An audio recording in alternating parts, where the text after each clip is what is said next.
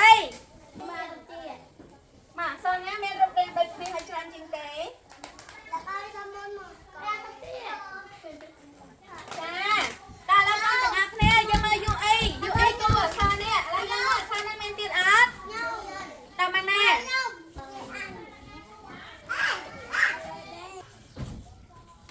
ើឥឡូវយើងមើលម៉ាណាគូត្រូវអត់តើកំលេង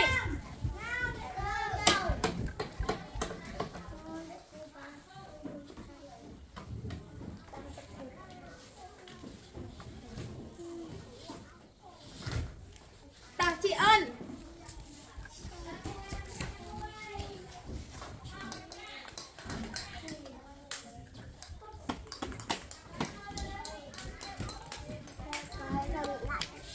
លើចិនដា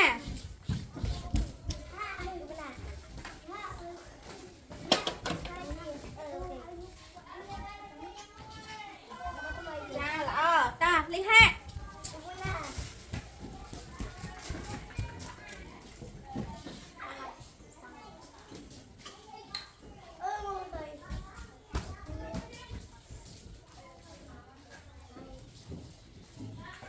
តាឆៃណៃ